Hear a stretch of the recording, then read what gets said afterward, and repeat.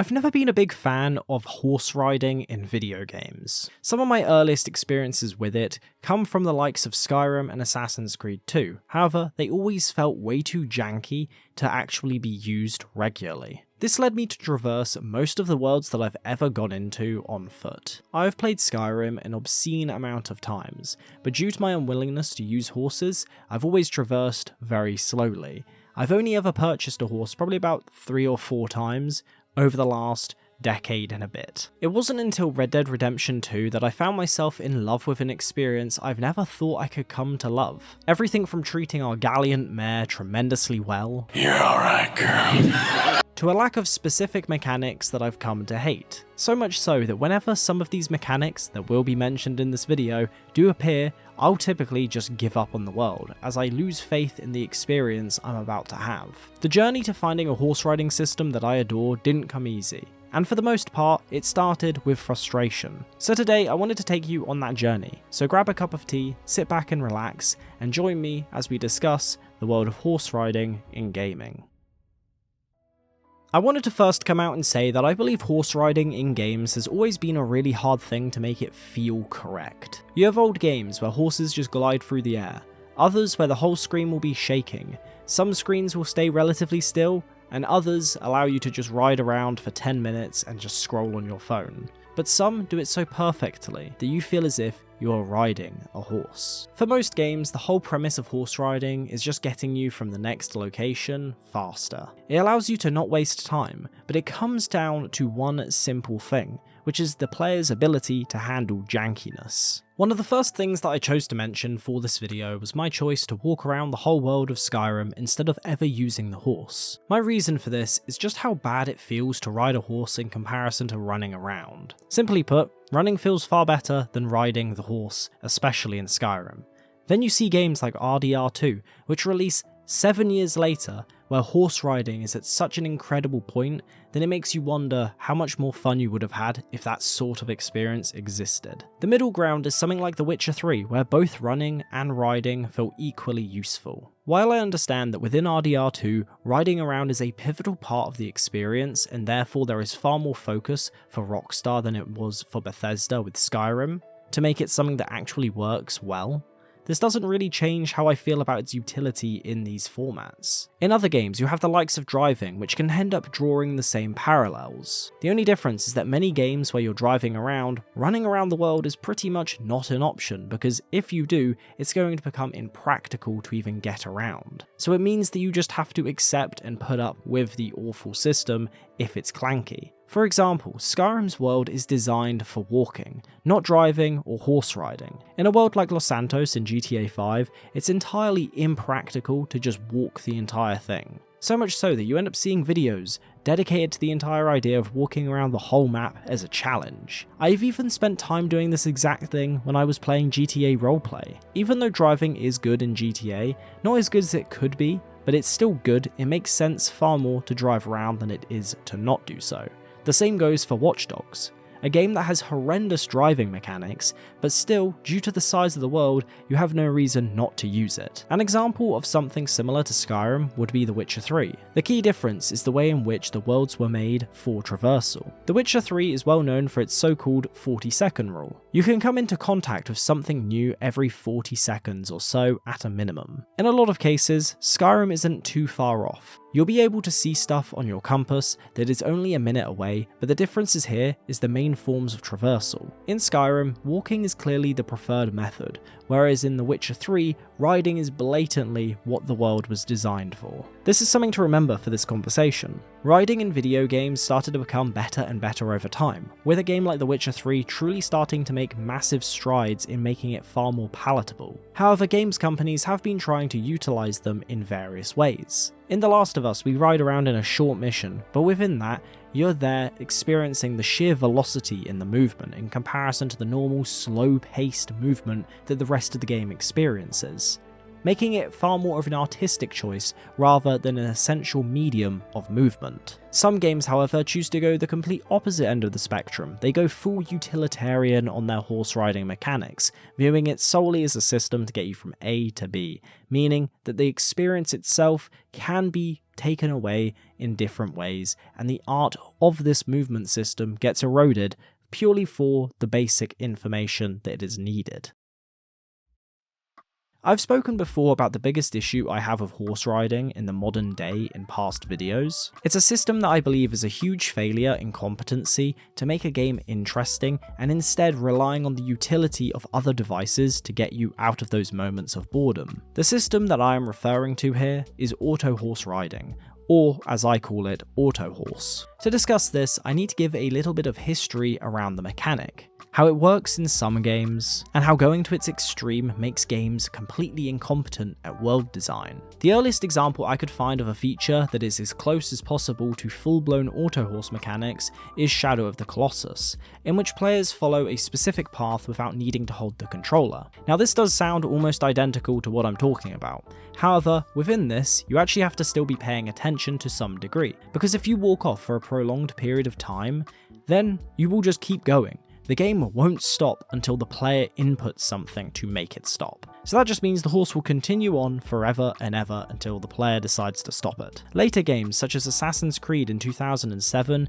and The Witcher 3 allow you to hold down a button and it will follow the road itself. But still, you had to remain in a level of control of what you're doing. You couldn't just let go of it and allow it to keep going. The first game that I can find that has a true auto horse mechanic is Red Dead Redemption, and later RDR2. Within both games, if you set the system to cinematic, then it will ride to your destination completely automated. However, the key thing here is that it's hidden behind the cinematic camera angle. And with that, something that can sure look nice at times, but isn't the most consistent visually appealing thing for me personally, it means that I rarely ever use the mechanic. This means that there is a level of jank that I referred to earlier with something like Skyrim's general system of horse riding, but in this case, it is hiding a system behind a cinematic camera angle that, like I said, can look outstanding at times, but in others, it just feels weird. And like I said, that does mean that I never really opted to use this cinematic camera angle. And the reason for that though wasn't just because I don't like auto horse mechanics,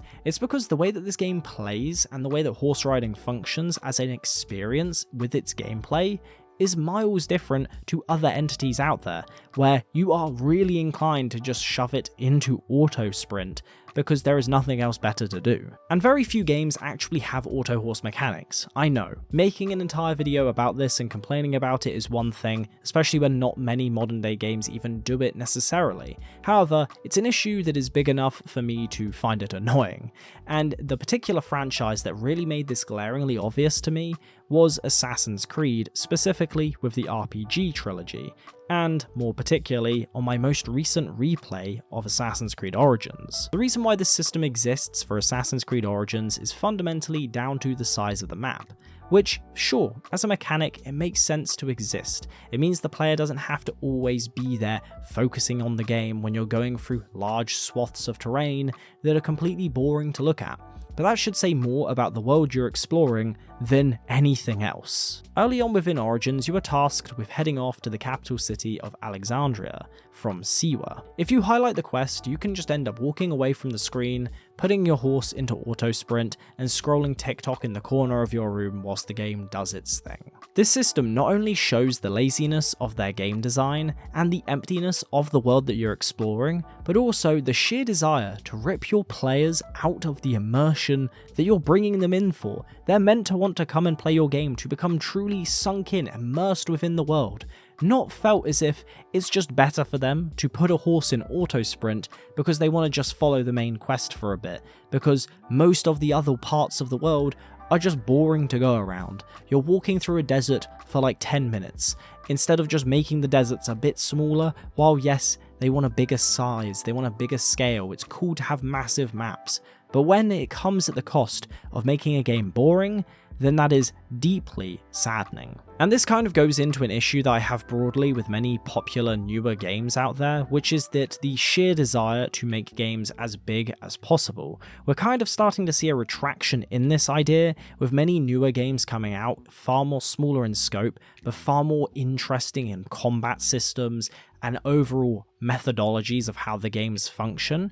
Even something like Assassin's Creed Shadows. I've hardly played it, I'm gonna be honest. I got given early access by Ubisoft, but I wasn't really too interested. But the one thing that I'm glad to see doesn't appear to exist is the same auto horse mechanic, which is at least a good step in the direction that is needed. The thing is though, is big maps aren't necessarily a completely awful thing. Assassin's Creed Black Flag has one of the biggest maps in gaming, but you still have to steer the ship to get to the right direction. In Origins, Odyssey, and Valhalla, you have zero reason to steer your horse from left to right, as the game will do it all for you. This right here is one of the worst mechanics to ever make it into the AAA gaming space, and I'm not surprised that it was from Ubisoft, who decided to bring it into the industry in full force. You might be asking, well, Red Dead Redemption and the second game have this, how are they any different?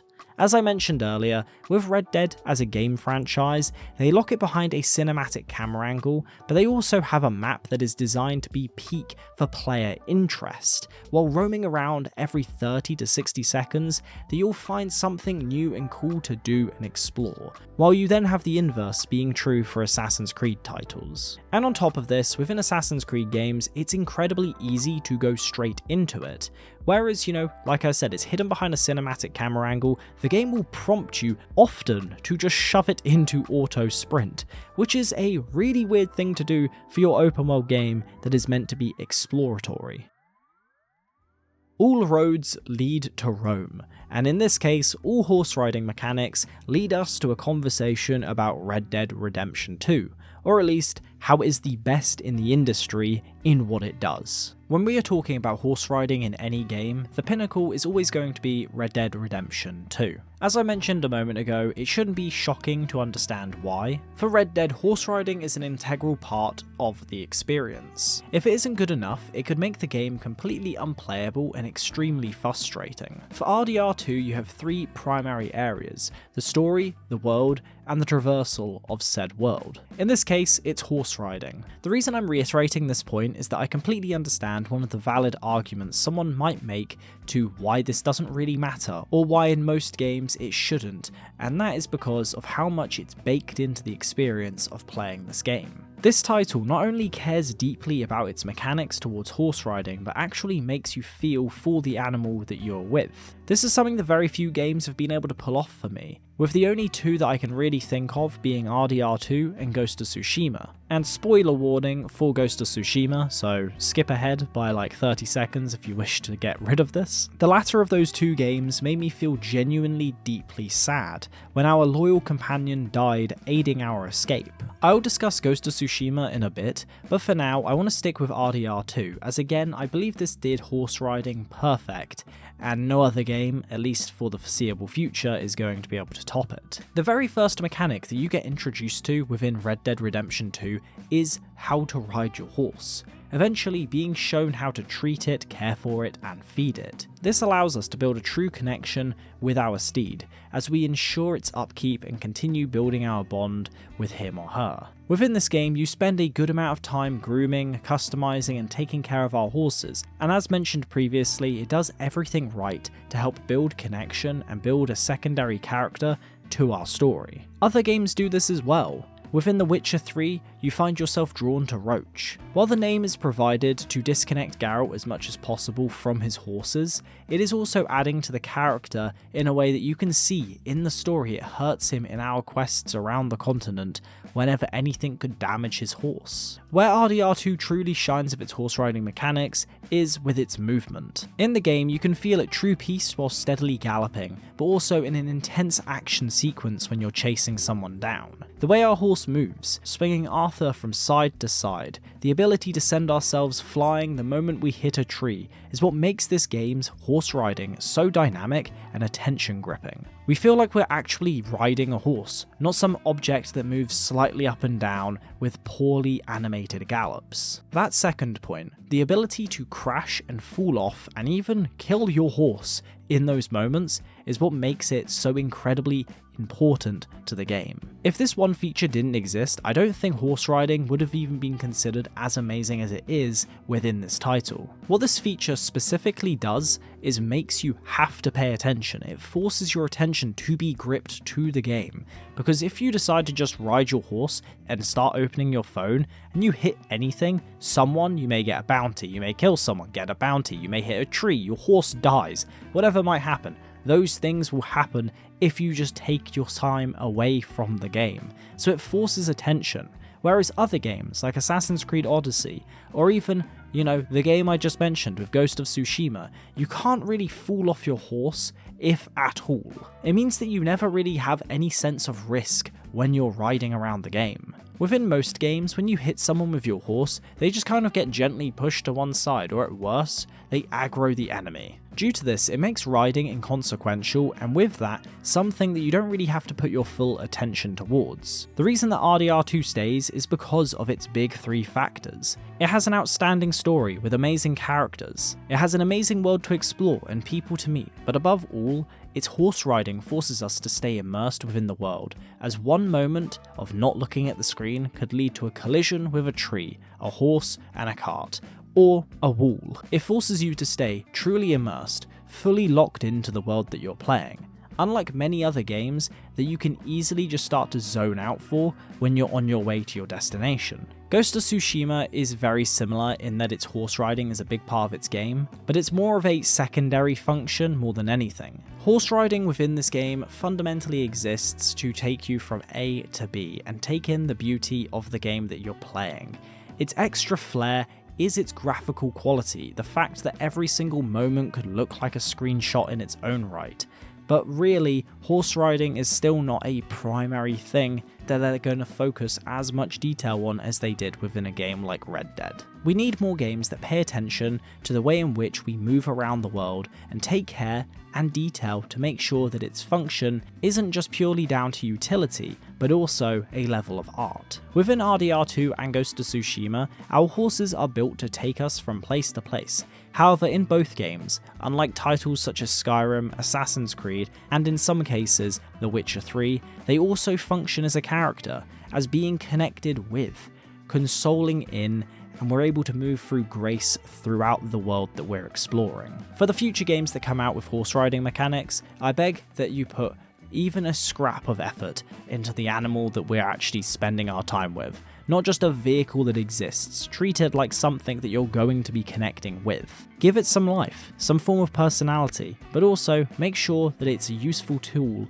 to keep people immersed. While I understand it's only the RPG Assassin's Creed games that have auto horses to their true level, I hope that people realise that this is just a way that can destroy an experience more than anything else, and that other games in the future avoid doing this exact same thing. And as I said earlier, this should make you focus more on the ideas around how the world themselves exists, because if the modes of transport force you to get bored in the world that you're in, that then probably tells you a good amount of information about the world that we're exploring, instead of just the traversal itself.